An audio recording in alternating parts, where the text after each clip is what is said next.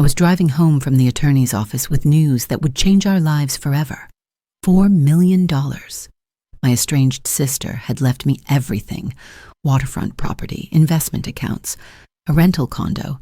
I couldn't wait to tell my daughter.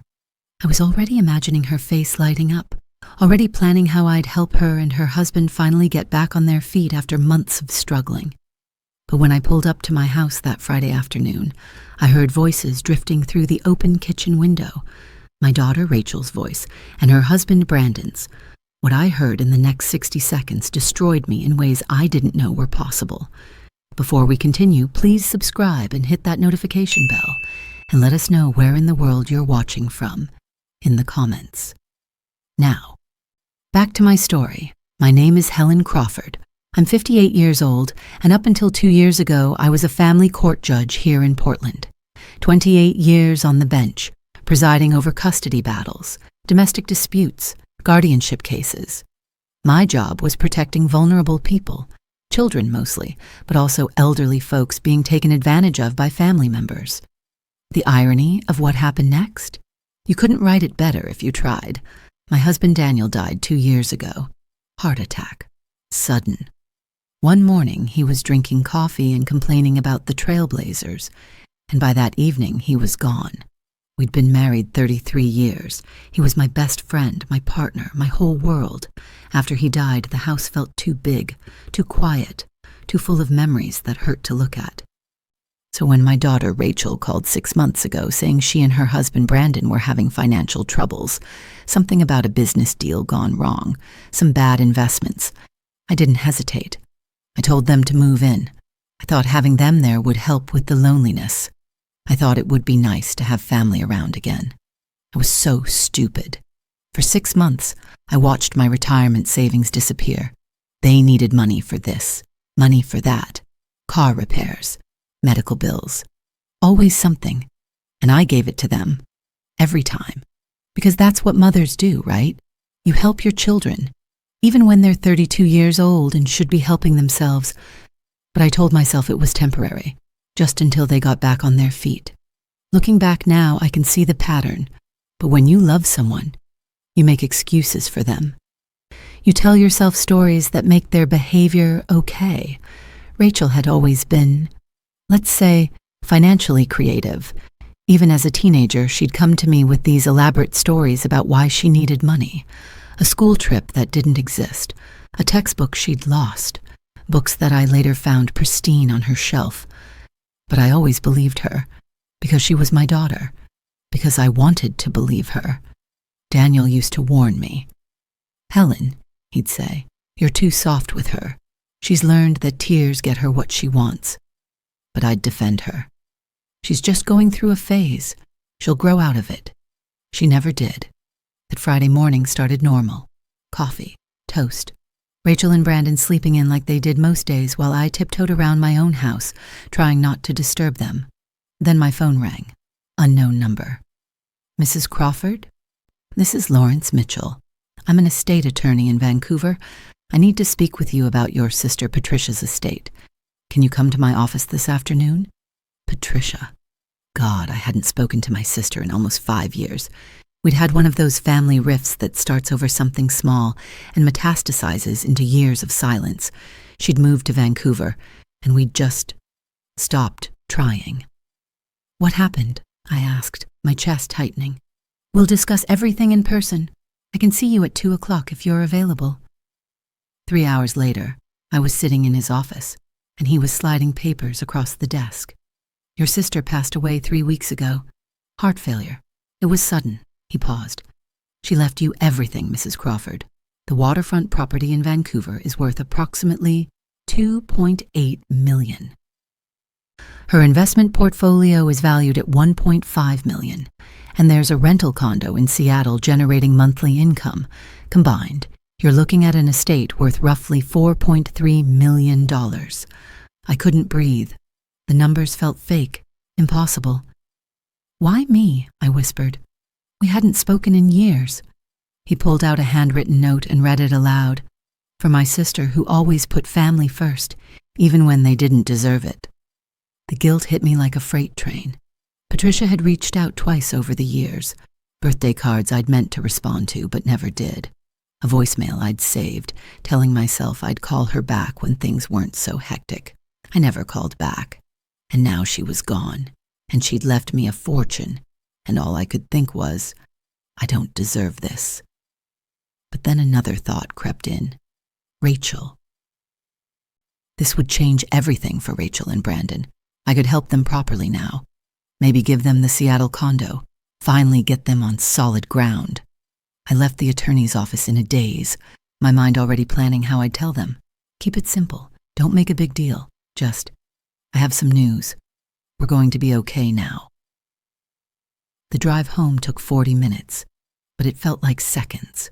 I was so lost in my thoughts, imagining Rachel's reaction, planning how we'd celebrate, thinking about finally being able to help her without watching my savings evaporate, that I barely registered pulling onto my street. I parked on the curb instead of pulling into the driveway. I still don't know why. Instinct, maybe. The kitchen window was open, unusual for a September afternoon, but the weather had been nice.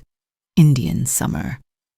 I was halfway up the walkway when I heard voices, Rachel and Brandon, talking urgently. Something in their tone made me stop. I should have called out, should have walked through the front door like a normal person coming home to their family. Instead, I found myself moving quietly toward the side of the house, crouching behind the overgrown rhododendron bushes that badly needed trimming. The branches scratched my arms through my blazer, but I barely felt it because I was listening. And what I heard killed something inside me that I don't think will ever come back to life. So she actually got it? Rachel's voice, excited. $4 million from Aunt Patricia? That's what I heard yesterday when she was on the phone with some attorney. Brandon, waterfront property, investments, rental income, the whole package. Oh my God, Brandon. This is it. This is our ticket out of this hellhole. That word, hellhole, my home, the home I'd opened to them. We have to be smart about this, Brandon said. We can't just ask for a lump sum. She'll get suspicious. We need to bleed it out over a few months, make it look natural. Bleed it out. Like I was a resource to be extracted, not a person, not Rachel's mother. Right. Rachel was talking faster now, the way she did when she got excited. Okay, so next week I'll tell her you need emergency surgery. Something serious, but not too serious.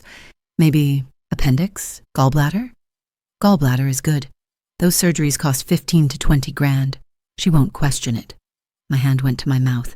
I was shaking.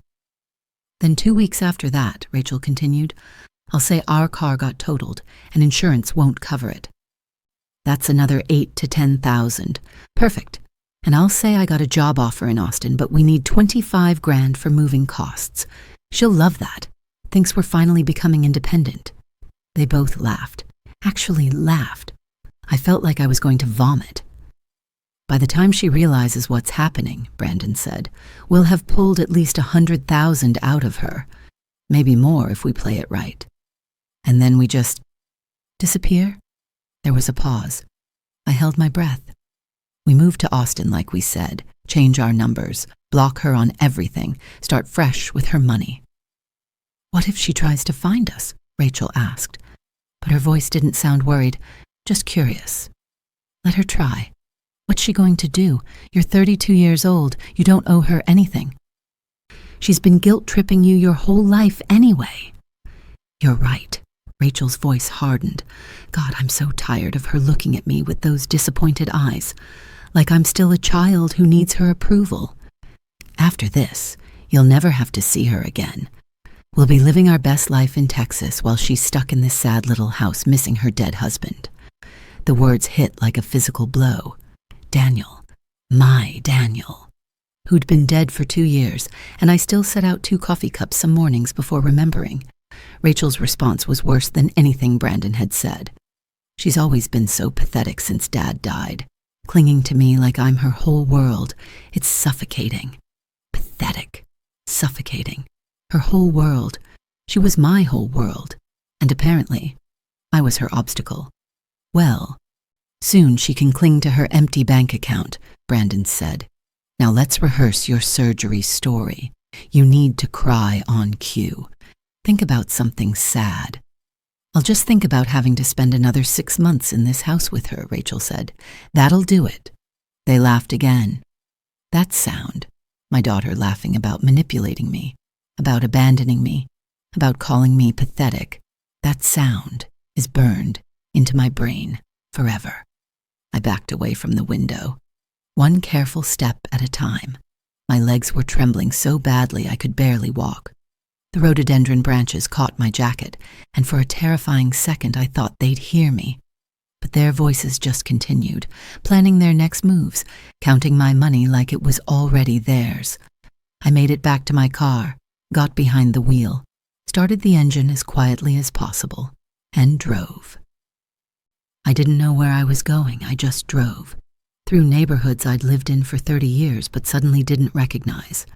Past the courthouse where I'd spent nearly 3 decades of my life. Past Daniel's favorite diner where we used to have breakfast on Saturdays. Everything looked the same, but nothing was the same. I ended up at Peninsula Park. Parked, sat on a bench under an oak tree, and for about 10 minutes I just let myself feel it. The betrayal, the shock, the absolute devastation of realizing your child, the person you carried, raised, loved more than your own life, sees you as nothing more than an obstacle, a means to an end, pathetic, suffocating. The words kept echoing. Then something clicked, something cold and sharp and familiar, the judge's mind, the prosecutor's instinct, dormant for 2 years since retirement, but never truly gone. I sat up straighter, pulled out the small notebook I still carried out of habit from my courtroom days, and I started thinking like the attorney I'd been for 3 decades. Evidence. That's what mattered. What did I have? An overheard conversation. No recording, no witnesses. Any defense lawyer would shred it in 5 minutes. Hearsay. Inadmissible. My word against theirs. But I knew this playbook. I'd seen it 100 times. Adult children financially exploiting elderly parents. The pattern was always the same. You don't arrest people for planning crimes. You arrest them for committing them, which meant I needed them to act. I needed them to lie to me, to fabricate their emergencies, to take my money under false pretenses. Each action would be evidence. Each lie would tighten the noose. I started writing. 4 numbered points in clear, steady script. 1. Record all future conversations, voice-activated devices. 2. Document each fabricated emergency, photos, recordings, proof of false claims. 3. Coordinate with police at the precise moment they attempt the final con. 4. Let them hang themselves with their own words. California Penal Code Section 368, Elder Abuse and Financial Exploitation. PC 487, Grand Theft. PC 532, Obtaining Property by False Pretenses. I could recite the statutes from memory.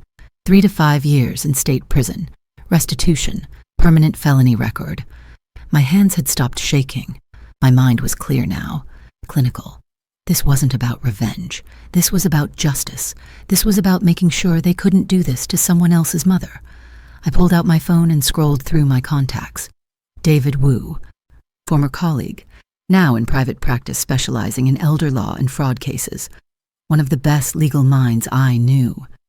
The phone rang twice. David Wu. David, it's Helen Crawford. I need your legal advice on a criminal matter. When can we meet? His tone shifted immediately. Helen, everything okay? You sound... I'm fine. But I need recording devices and a contact in the Portland PD Fraud Division. How soon can you help me? There was a pause. Then, I can see you in 20 minutes. My office. I'll be there. I hung up and stared at my phone for a long moment. At the background photo, Rachel at her wedding 3 years ago, smiling at me with what I'd thought was love.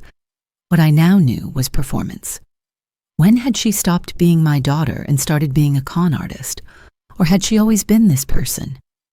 And I'd just been too blind to see it. It didn't matter now.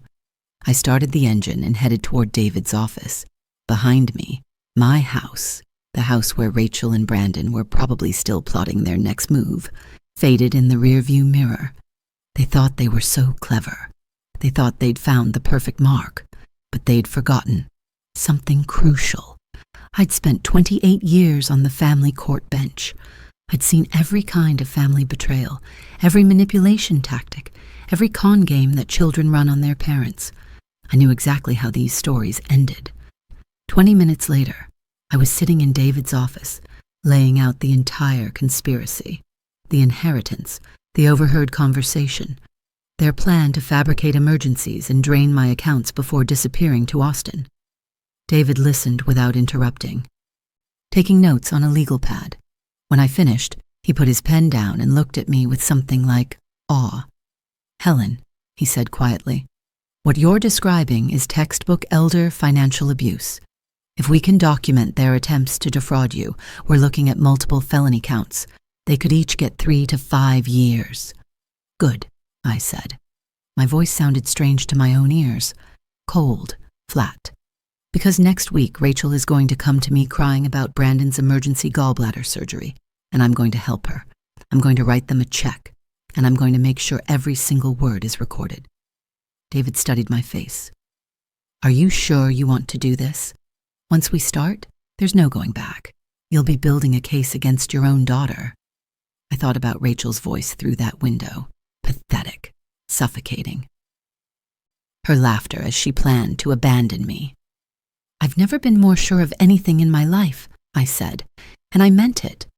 What I didn't know then, what I couldn't have known, was just how far Rachel and Brandon were willing to go, the lies they'd tell, the performances they'd put on, the fake documents they'd forge, and how it would all come crashing down in the most devastating way possible. He set a small black device on the desk between us, about the size of a USB drive. "Voice-activated recorder," he said, "range of 15 feet, crystal clear audio, timestamp on every file. Completely legal in Oregon. We're a one-party consent state. As long as you're part of the conversation, you can record it." I turned it over in my palm. So light, so small. This tiny thing was going to document my daughter's betrayal in her own words. "I'm also calling Detective Sarah Martinez," David continued, reaching for his phone. "She's with Portland PD's Financial Crimes Unit. You worked with her on those guardianship fraud cases 5 years ago. Remember?" I did remember. Sarah was sharp, thorough. She'd helped me put away a son who'd been drugging his mother to steal her pension checks. The irony wasn't lost on me. David put his phone on speaker. 3 rings. "Martinez, Financial Crimes. Sarah, it's David Wu. I have Helen Crawford in my office. Yes, Judge Crawford. She's the victim of an active elder fraud conspiracy. We need your help."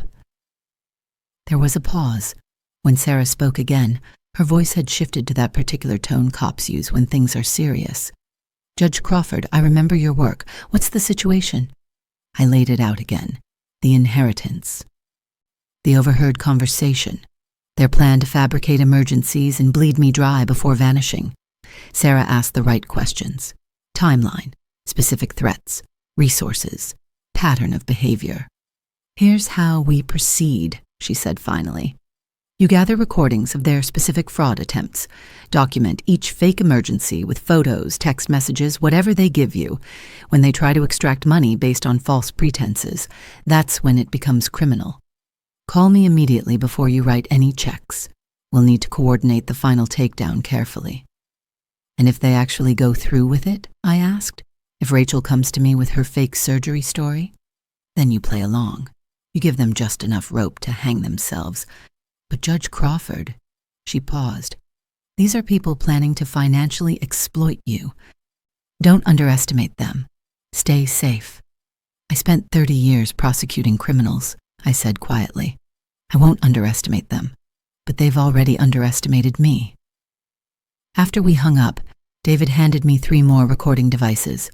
"One for your purse, one for the living room bookshelf, one for the kitchen.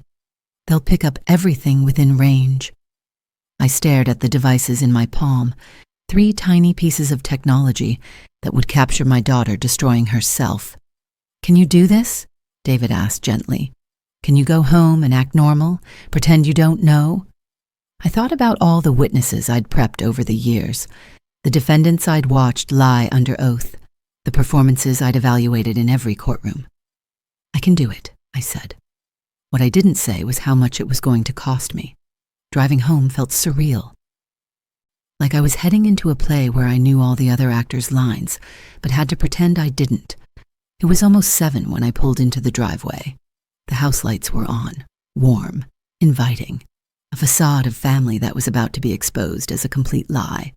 The front door opened before I could get my keys out. Rachel stood there, and for just a second, one terrible second, I wanted to believe I'd imagined everything, that the overheard conversation was a misunderstanding, that my daughter actually loved me. "Mom, you've been gone forever. Where were you?" Her voice was high with what sounded like concern. "We were worried. You didn't answer your phone." The lie was so smooth. They hadn't been worried. They'd been planning. "I'm sorry, sweetheart." I let her hug me, felt her arms barely squeeze before letting go. I had to meet with an old colleague, lost track of time. Brandon appeared behind her, rising from the couch. "Everything okay, Helen?" He looked tired. I noticed how he positioned himself, blocking the hallway, casual but controlling. This man had been living in my house for 6 months, eating my food, spending my money, and the whole time he'd been studying me, learning my patterns, preparing to rob me. "Just a long day," I said, walking past them into the living room. "But actually, I have incredible news." I watched their faces, the way Rachel's eyes widened slightly, the way Brandon's posture shifted forward. "You know my sister Patricia passed away? Well, I met with her estate attorney today." I paused, letting the moment build. "She left me everything. The waterfront property in Vancouver, investment accounts, a rental condo in Seattle. The attorney estimates it's worth close to $5.5 million. I'd inflated it by over $1 million. Bait." Rachel's hand flew to her mouth. "Mom, oh my God, that's incredible." Brandon actually came over and hugged me. This man who'd called me a pathetic old woman just hours ago was hugging me. "That's amazing, Helen," he said. "Patricia was so generous. This changes everything." "It does," I agreed, watching them carefully. "This changes everything for all of us. I've been thinking, maybe I could help you two finally get on your feet properly. Maybe one of those properties could be yours." Under the table, I saw their hands meet. A quick squeeze. Silent communication. They thought they'd won. "Mom, you don't have to do that," Rachel said, but her eyes were shining. "You've already done so much for us." "Family takes care of family, so," I said, echoing the words my sister had written, words that apparently meant nothing to my daughter. We ate dinner. They asked questions about the properties, the timeline, when I'd have access to the accounts, every question designed to help them plan their heist more effectively. I answered everything, smiled, played the generous mother perfectly. And all the while, the recorder in my cardigan pocket was capturing every word. The waiting was the hardest part. For 5 days, I lived in my house with 2 people who were planning to rob me. I made breakfast. I asked about their days. I pretended everything was normal. But at night, alone in my room, I listened to the recordings on my laptop, their whispered conversations when they thought I was asleep, their planning sessions in the garage where they assumed I wouldn't hear. The recorder in the living room bookshelf picked up everything. "We start with the surgery," Brandon said on day 3. 15 to 20 grand, then we escalate. "What if she wants to come to the hospital with you?" Rachel asked. "I'll say it's outpatient, same-day procedure. She won't question it." God, this is almost too easy. She's so trusting. I was so trusting, past tense. On day 6, it happened. I was reading in the living room when Rachel came downstairs.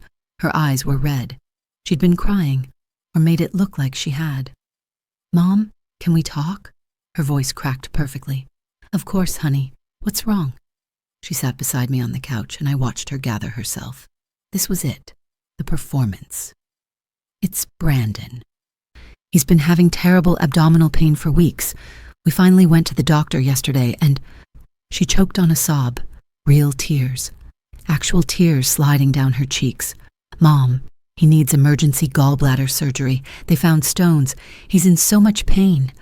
I put my arm around her shoulders, felt her lean into me like she used to when she was small and had nightmares. This was a nightmare, just not the kind she meant. Oh, sweetheart, that's scary. But gallbladder surgery is routine. He'll be fine. I know, but Mom, our insurance. It won't cover the procedure until January when our new policy kicks in. The surgery costs $18,000. We don't have that kind of money. We're already behind on everything. Here it was, the ask, the lie wrapped in manufactured tears. And I hate to ask you this, especially right after your inheritance news, but could you help us? Please? I can't watch him suffer. I'm so scared. The recorder in my pocket was capturing everything. The tremor in her voice, the perfectly timed sob, the desperation that sounded so real. Of course I'll help, I said, hugging her tighter. That's what family does. We help each other. Thank you, Mom. Thank you so much. She was crying harder now.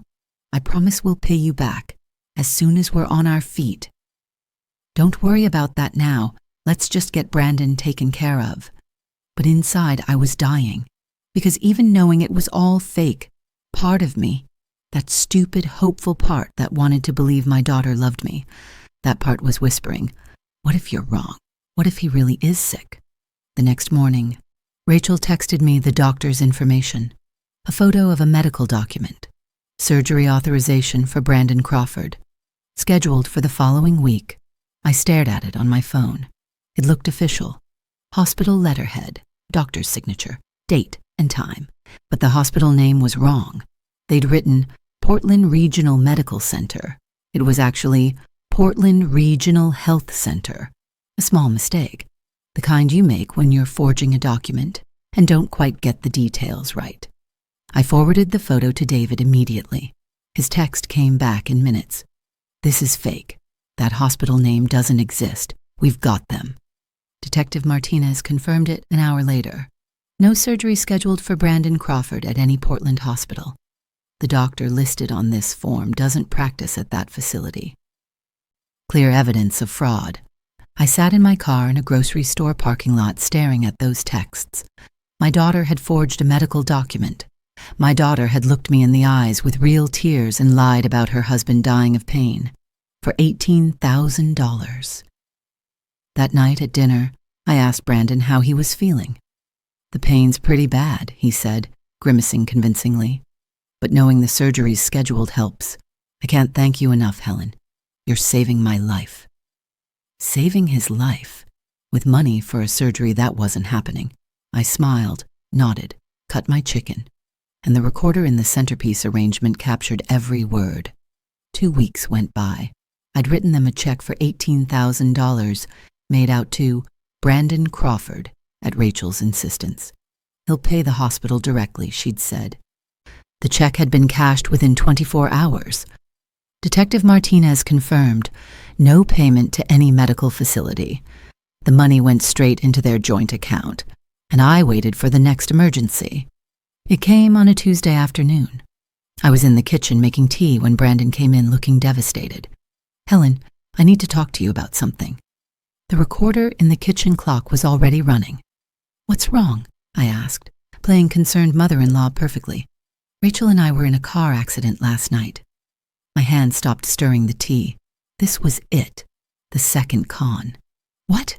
Are you okay? Is Rachel okay? We're fine, just shaken up. But Helen, the other driver, was uninsured, hit and run. Our car is totaled, and our insurance company is dragging their feet on the claim. They're saying it could take months. He pulled out his phone, showed me photos. Their Honda Civic, front end smashed. It looked bad. What he didn't know was that Detective Martinez had already run their plates. No accident reported, no police report filed, no insurance claim submitted. We need a car to get to work, Brandon continued. Without transportation, we can't make money to pay you back. I know I'm asking a lot, but could you help us with $12,000 for a decent used vehicle, just until insurance comes through? $12,000, added to the $18,000 from the fake surgery, $30,000 in 2 weeks. And we were just getting started. Of course, I said. Let me call my bank and arrange a transfer. Actually, He shifted uncomfortably. Could you make it a check? Our bank account got flagged for some fraud protection thing. Cashier's check would be faster. Of course it would. Harder to trace. Sure, I said. I'll take care of it tomorrow. You're a lifesaver, Helen. Really. Rachel and I. We don't know what we'd do without you. I looked at this man standing in my kitchen. This man who'd slept under my roof, eaten at my table, and repaid my kindness by stealing from me. Well, I said softly, let's hope you never have to find out. Something flickered in his eyes, just for a second, like he almost heard the threat underneath. But then he smiled and went back to the living room.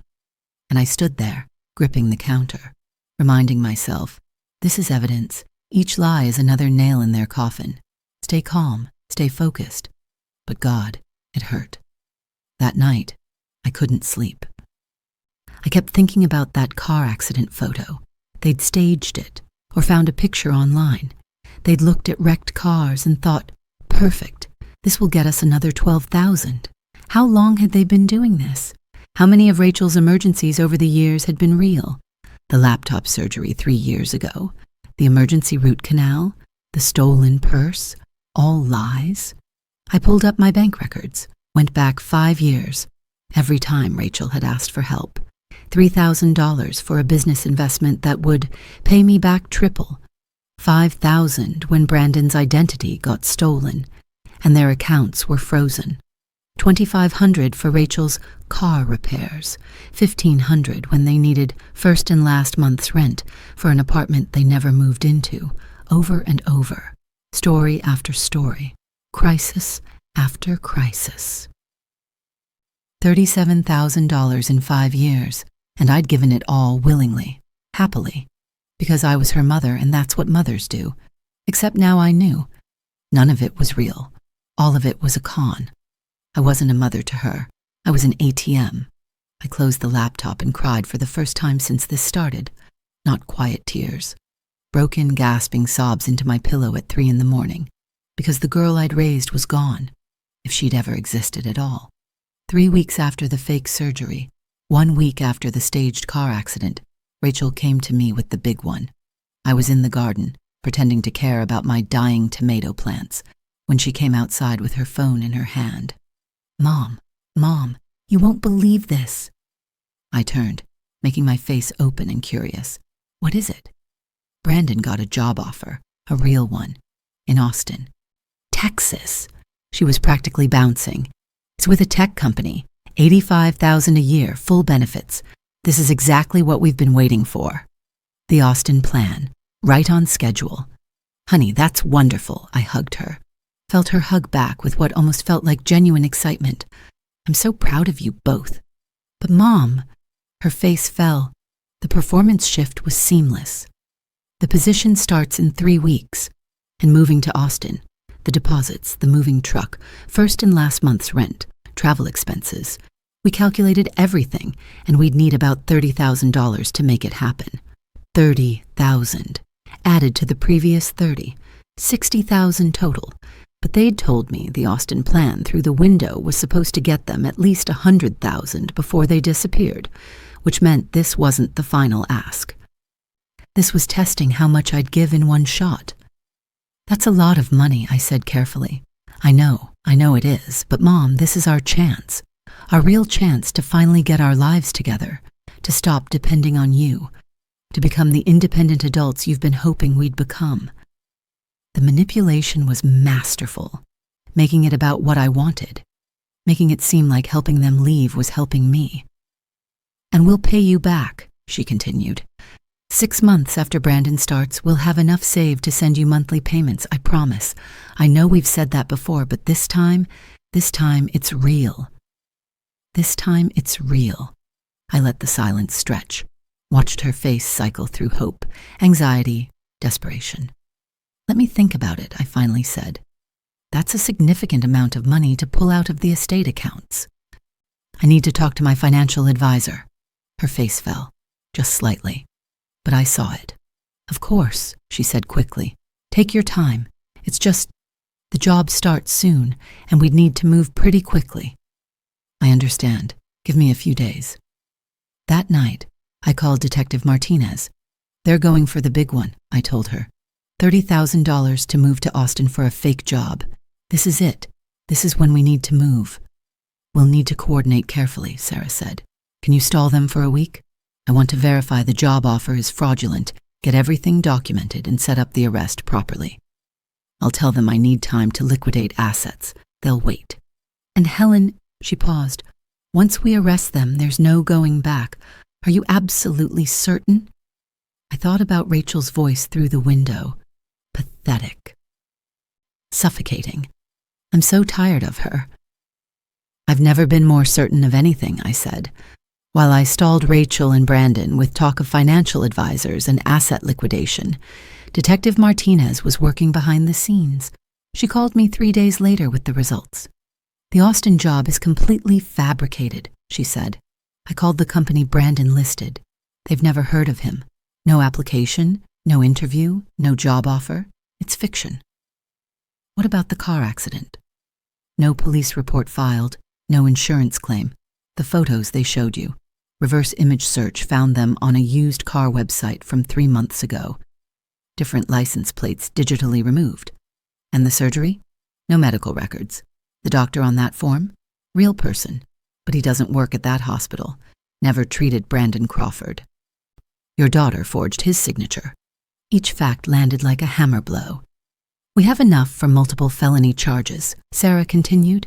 Theft by deception, conspiracy to commit fraud, forgery, financial exploitation of a vulnerable person. When we move on this, they're both going to prison. Prison. My daughter in prison. I should have felt victorious. Instead, I just felt hollow. There's one more thing we need, Sarah said. I want them to actually take the money for the Austin move. I want them caught with the fraudulent funds in hand. It makes the case airtight. You want me to write them a check for $30,000 knowing it's a con? Yes, but we'll be watching. The moment they cash it, we move. They won't get far. I close my eyes. When? This week. Tell them you've liquidated the assets. Set up a meeting to give them the check. We'll be in position. I told Rachel I had the money on Friday afternoon. Let's celebrate, I said. One last family dinner before you move to Austin. I'll cook your favorite meal. We'll toast to new beginnings. Her face lit up. Mom, that's perfect. Thank you. Thank you so much. I spent Friday afternoon cooking. Rachel's favorite, lasagna, garlic bread, Caesar salad. The foods of her childhood. The meals I'd made for birthday parties and holidays and ordinary Tuesday nights when being a family felt real. The dining room table was set with our good dishes, candles, wine. The recording devices were positioned throughout the room. Detective Martinez was parked 2 blocks away with a tactical team. And in my purse was a cashier's check for $30,000 made out to Rachel Crawford. They arrived dressed up, Rachel in a dress I'd bought her last Christmas. Brandon in slacks and a button-down shirt. We ate. We talked. They told elaborate stories about their Austin plans. The apartment they'd found online. Brandon's future boss. The neighborhood they'd researched. All lies. Every word. And I smiled and nodded and poured more wine. Finally, after dessert, I stood up. Before I give you the money for Austin, I said, I need to ask you both something. Rachel's smile faltered. Of course, Mom. Anything. Brandon's surgery. How is he feeling now? Fully recovered? Brandon shifted in his chair. Oh yeah, much better. The surgery went great. And the car accident? Did insurance ever come through? Still waiting, Rachel said quickly. It's been a nightmare dealing with them.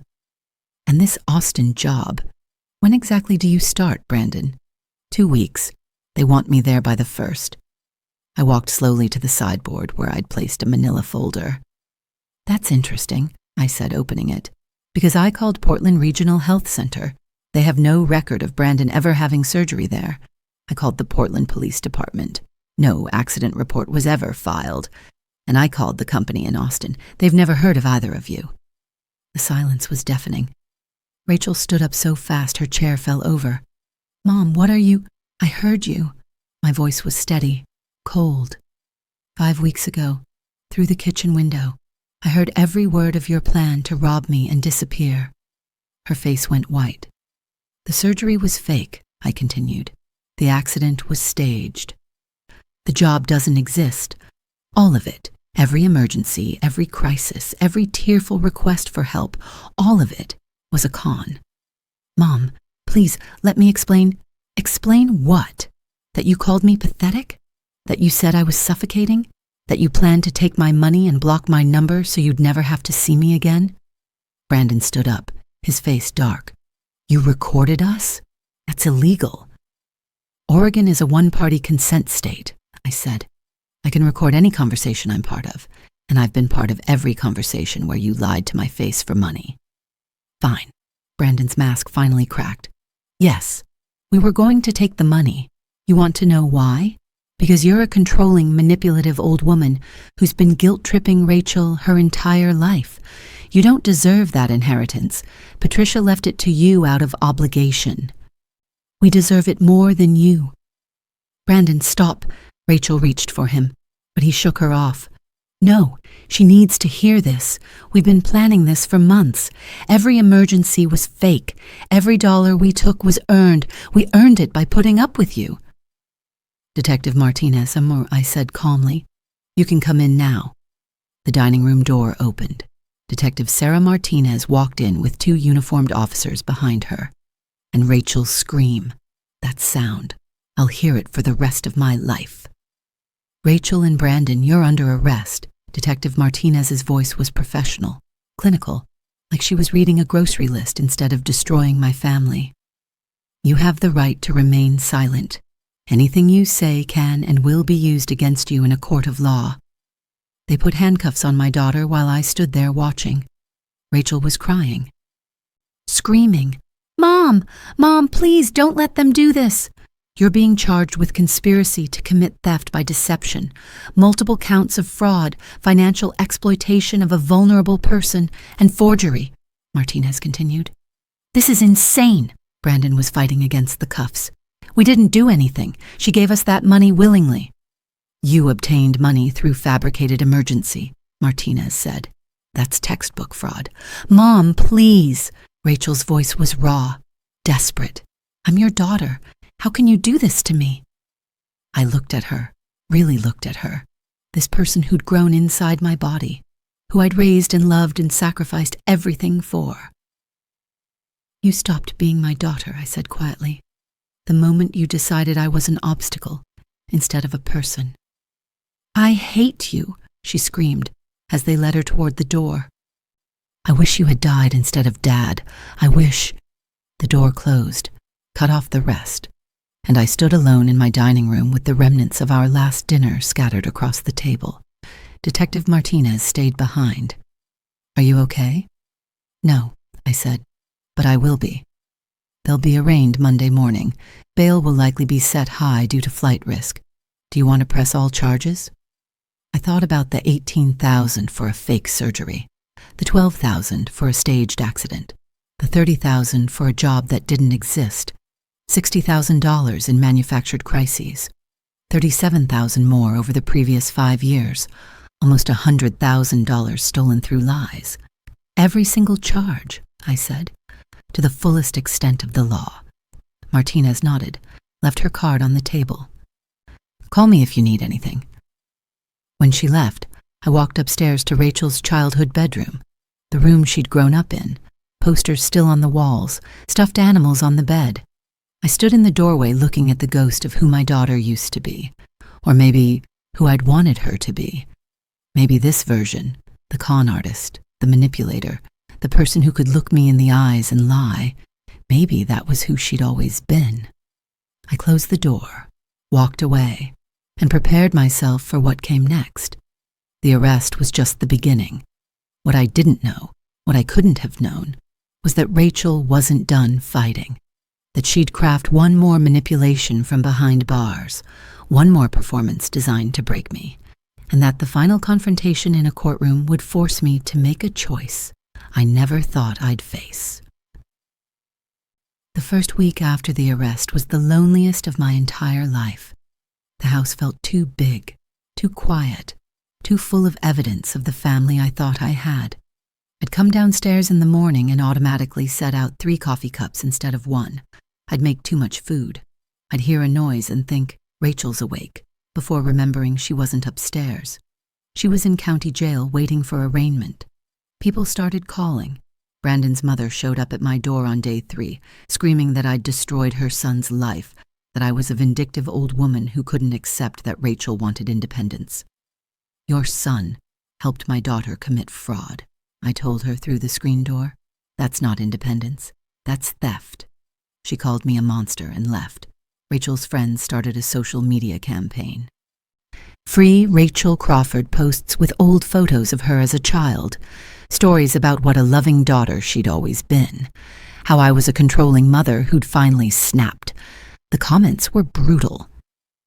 Imagine pressing charges against your own daughter over money. Rachel made mistakes, but family forgives family. This woman should be ashamed. Her husband must be rolling in his grave. I stopped reading after that last one. David Wu told me to ignore it all. The truth will come out in court, he said. Social media doesn't matter. But it did matter, because everywhere I went, the grocery store, the post office, my doctor's office, I felt people staring, whispering. The woman who put her daughter in jail. Monday morning, I sat in the back of the courtroom and watched Rachel and Brandon get arraigned. They'd been in jail for 3 days. Rachel looked small in her orange jumpsuit. Her hair was pulled back, no makeup. She looked like she had when she was 16. For just a second, my heart broke all over again. The charges were read aloud. Count 1, theft by deception, $18,000, fake surgery. Count 2, theft by deception, $12,000, staged accident. Count 3, attempted theft by deception, $30,000, fraudulent job offer. Count 4, conspiracy to commit financial exploitation. Count 5, forgery of medical documents. Both pled not guilty. Bail was set at $75,000 each due to flight risk. The prosecutor argued they'd been planning to flee to Austin. The judge agreed. Brandon's mother somehow scraped together the bail money. They were released 5 days later with ankle monitors and a restraining order prohibiting them from coming within 500 feet of me. As they left the courthouse, Rachel looked back at me one time. I don't know what she expected to see on my face. Regret? Guilt? Love? I just looked away. 8 weeks between arraignment and trial. 8 weeks of living alone in my house, second-guessing every decision, replaying every moment of Rachel's childhood, looking for the signs I'd missed. When had she learned to lie so well? When had I become someone she could exploit without remorse? My therapist, Dr. Ellen Cho, had one answer. You didn't create this, Helen. Rachel made her own choices. Your job isn't to figure out where you went wrong. Your job is to accept that some people, even people we love, are capable of things we can't imagine. But that was the problem, wasn't it? I couldn't stop imagining, couldn't stop wondering if there was a moment, a choice, a word I could have said differently that would have changed everything. David Wu had a different perspective. You know how many elder fraud cases I handle every year? He asked me over coffee one afternoon. Dozens. And you know what the common thread is? The victims always blame themselves. I should have seen it coming. I should have been smarter. But Helen, you're a victim. You didn't do this. They did. Then why do I feel like I failed her? Because you're a mother. That's what mothers do. 6 weeks before trial, a letter arrived. My name and address handwritten on the envelope. Return address, Multnomah County Jail. From Rachel. I stared at it for 2 full days before opening it. David had warned me she might try to reach out. Manipulation is her pattern, he'd said. Be prepared for one more performance. I finally opened it on a Saturday morning with coffee and a racing heart. Dear Mom, I know I don't have the right to ask you to read this. I know you probably hate me, but please, just give me 5 minutes. I've had a lot of time to think in here, about my choices, about how I hurt you, about the things I said that I can never take back. You need to know something. Brandon pushed me into this. I know how that sounds, like I'm making excuses. But Mom, I was scared of him. He has a gambling problem I never told you about. He owes dangerous people money. They were threatening us, threatening me. The emergencies started as his idea. Just one time, he said, just enough to pay off the debt. But then it became a pattern, and every time I wanted to tell you the truth, he'd threaten to leave me, to hurt himself, to ruin both our lives. I know I should have been stronger. I know I should have come to you honestly. But I was trapped and terrified. I never stopped loving you, Mom, even when I said those horrible things. I was just so lost, so desperate, so ashamed of what I'd become. The prosecutor offered me a plea deal, 18 months probation, if I testify against Brandon, if I admit everything and apologize publicly. I want to take it, not to save myself, though I know it looks that way, but because I want to make this right. I want to face what I've done and spend the rest of my life proving to you that I'm not the monster you think I am. If you give me this chance, if you support the plea deal, I swear, I'll use it. I'll get counseling. I'll pay back every penny. I'll become the daughter you deserved all along. Dad would want you to show me mercy. He always believed in second chances. Please, Mom, I'm begging you. I'm still your little girl. Please don't give up on me. Love, Rachel. I read it 3 times. And God help me, I almost believed her. I called David immediately. She sent me a letter, claims Brandon forced her into everything, that he has a gambling debt, that she was scared. There was a long pause. Helen, I need to show you something. Can you come to my office? An hour later, I was looking at printed text messages between Rachel and Brandon. Messages Detective Martinez had obtained through a legal subpoena of their phone records, from Rachel to Brandon, dated 2 months before the inheritance. Stop being such a coward. When my mom finally kicks it, we're getting everything. Might as well start now. From Rachel to Brandon 3 weeks before I overheard them. My pathetic mom is loaded now. We deserve that money more than she does. Stick to the plan, or I'll find someone who will. From Rachel to Brandon the day after the fake surgery. $18,000 in the bank. This is almost too easy. She actually cried when I told her you were in pain. What an idiot. David watched my face as I read them. There's more, he said gently. We had a private investigator look into Brandon's finances. No gambling debts, no threats, no dangerous people. Rachel made all of that up. She was the ringleader, I whispered. She was always the ringleader. I looked at that letter again, the handwriting I'd seen on birthday cards and Mother's Day notes, the same hand that had written those texts calling me pathetic, an idiot. The prosecutor needs to know if you'll support a plea deal, David said. They're offering Rachel 18 months probation if she testifies against Brandon. But Helen, you should know that Brandon's attorney is offering the exact same deal. He testifies against Rachel. He gets probation too.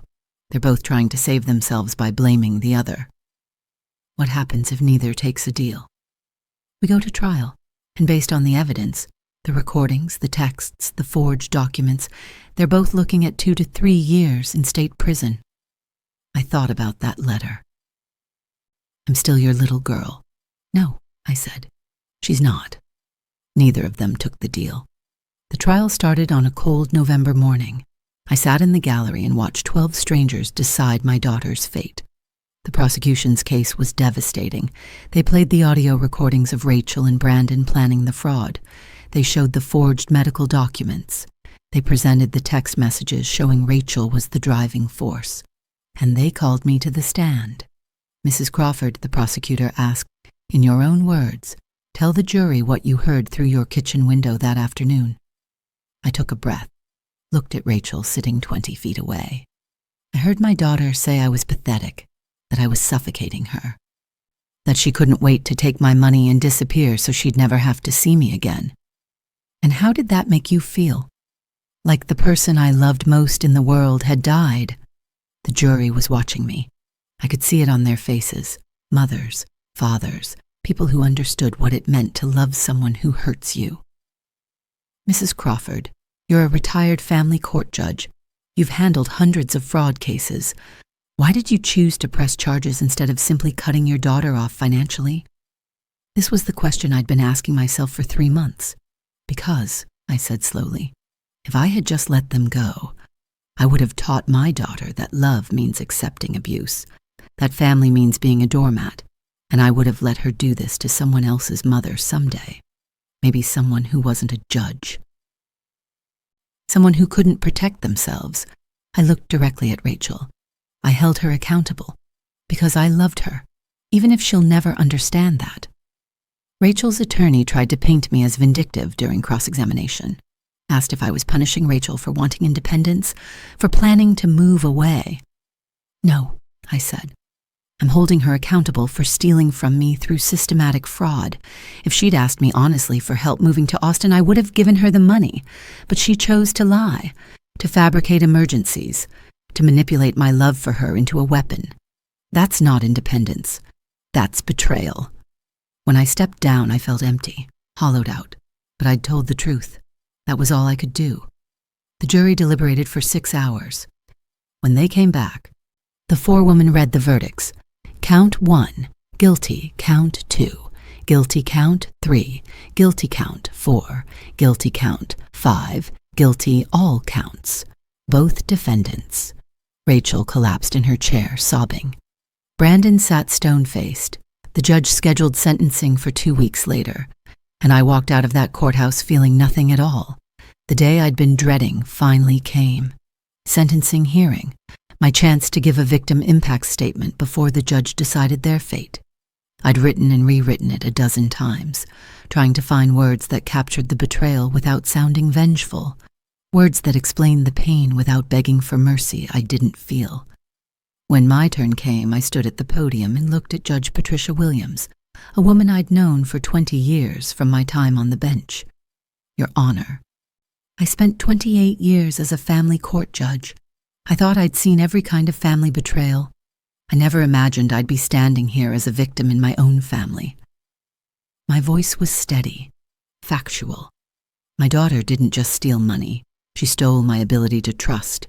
She weaponized my love and turned it into a con. And when I held her accountable, she told me she wished I had died instead of her father. I paused, looked at Rachel one last time. I don't hate her. I'm heartbroken. But I know that consequences matter. If I had let this go, I would have taught her that love means accepting abuse. It doesn't. Rachel's attorney let her speak next. I'm sorry, Rachel said, crying. I made terrible choices. I was desperate and scared, and I hurt the person who loved me most. I hope someday my mother can forgive me. But the tears looked rehearsed. The words felt hollow. Judge Williams looked at both of them for a long moment. Then she spoke. This court has rarely seen such calculated cruelty within a family.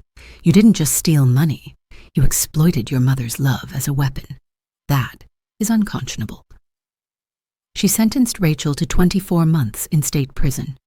Brandon got 36 months. Both ordered to pay $60,000 in restitution. As they led Rachel away in handcuffs, she looked back at me one final time. I'll never forgive you for this, she said. And I replied so quietly only she could hear. I'll never forgive myself for not seeing who you really were sooner. The door closed, and she was gone. 6 months later, I sold my house in Portland. Too many ghosts. Too many memories of a family that never really existed. I moved into my sister Patricia's house in Vancouver, made it my own. New paint, new furniture, new life. And I used the inheritance to start something Patricia would have been proud of, the Patricia Crawford Foundation for Elder Financial Abuse Prevention. We provide free legal help to elderly people being exploited by family members, counseling for those dealing with the trauma of family betrayal, education programs so others can spot the warning signs I missed. Last month, I met with a 72-year-old woman whose son had stolen $200,000, using the exact same playbook Rachel used. Fake emergencies, manufactured crises, promises to pay it back. I sat with her and held her hand while she cried. Everyone tells me I should forgive him, she said, because he's family. But you understand. I do understand, I told her. And you don't have to forgive abuse just because it comes from someone you love. You can love them from a distance and still protect yourself. She looked at me with such relief, such validation. And I realized this is why I pressed charges, not for revenge, but so I could sit here today and tell this woman, you're not alone. What happened to you matters. And holding them accountable is an act of self-love, not cruelty. Rachel is eligible for parole in 6 months. I received notice last week. I have the right to attend the hearing, to speak for or against her release. I don't know yet if I'll go. Part of me, that small, stubborn part that still remembers her as a child, wants to see if she's changed, if prison has given her clarity, if she finally understands what she destroyed. But the stronger part knows it doesn't matter if she's changed. What matters is that I changed. I learned that love without boundaries is just enabling, that protecting myself isn't selfish, that being a good mother doesn't mean accepting abuse. I'll probably never have a relationship with Rachel again, and I've made peace with that. Some relationships can't be saved. Some people can't be fixed. And that's not failure. That's acceptance. People ask me sometimes if I regret pressing charges. The answer is no. I regret that it had to happen. I regret that my daughter made choices that led us here. I regret that I didn't see the warning signs sooner, but I don't regret holding her accountable, because the alternative was teaching her that love means being a doormat. That family means accepting betrayal, that mothers exist to be exploited. And I couldn't do that. Not to her, not to myself, and not to the next person she would have conned if I'd let her go. I'm 60 years old now, living in a beautiful house by the water, running a foundation that helps people who've been through what I've been through, and I'm at peace, not happy, not yet, maybe not ever, but at peace, because I know I did the right thing, even when it hurt, even when everyone told me I was wrong, even when it cost me my only child. I chose myself, and there's power in that. If you've made it this far, you've heard my whole story, the betrayal, the investigation, the arrest, the trial, all of it. And I want to know, do you think I did the right thing? Drop a comment right now and tell me honestly, would you have pressed charges against your own daughter? Or would you have let her take the money and disappear? And if you've ever been betrayed by family, if someone you loved exploited your trust, tell me your story in the comments, because I promise you, you're not alone, and your experience matters. Hit that subscribe button if this story resonated with you, because I'll be sharing more stories about boundaries, betrayal, and choosing yourself when everyone tells you not to. I read every single comment, and your words, your support, your stories, your perspectives, they matter more than you know. Thank you for listening to my story. Thank you for being here. And remember, you are not responsible for other people's choices, even when those people are family, even when you love them. Even when it breaks your heart, you are allowed to choose yourself. I'll see you in the next one.